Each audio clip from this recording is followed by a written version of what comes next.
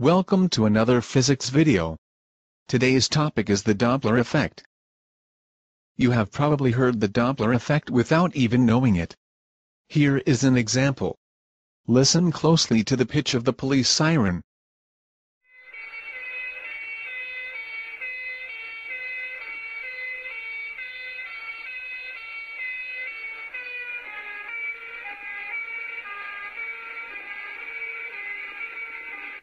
I noticed that the pitch of the siren changed from a high pitch to a low one. Is that the Doppler effect? Yes, it is. Students are often confused because the volume of the sound changes as well. What we are interested in here is how the frequency of a wave changes because of motion. We will observe the Doppler effect whenever the observer sees the source as being in motion. It doesn't matter which one is actually moving. So, the source can move towards the stationary observer, or the observer can move towards the stationary source. Exactly. Let's take a look at a short video that shows what is happening. First we'll look at a stationary source to see the waves. Then we'll put the source in motion. Notice how the waves travel the same in all directions. You and I would hear the same pitch if this were a sound wave. Now, let's put the source in motion. This time we don't hear the same sound. The waves are squeezed together in front of the source and spread out behind it. So, I see waves more frequently, and I hear a higher pitch. You see them less often and you hear a lower pitch. Exactly. When the source and observer are getting closer together, the Doppler effect causes us to see a shift towards a higher frequency. On the other hand, when they get farther apart, the Doppler shift is towards a lower frequency.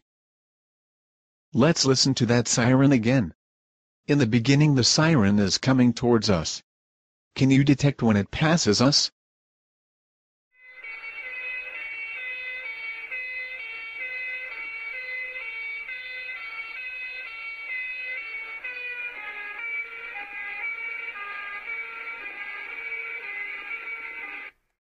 Do other types of wave have a Doppler effect shift, or is it only for sound waves?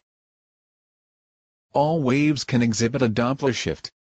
Now, we'll look at how it works for light waves. To understand how light frequency can shift, we have to understand how we see different colors. The frequency spectrum of visible light ranges from low-frequency red to high-frequency violet. When we look at the visible light emitted from hydrogen gas, we don't see every color. Instead we see certain, well-defined lines of color, as shown in the diagram. Hydrogen gas is found inside of every star that we can observe, so it is good to understand the light we get from hydrogen. This diagram shows how the lines of color for hydrogen gas would shift if we observe a star moving away from us. Just like with sound, the shift is towards a lower frequency. For light, lower frequencies are at the red end, so we call this lower frequency shift a red shift. The colors of lines did not change to red.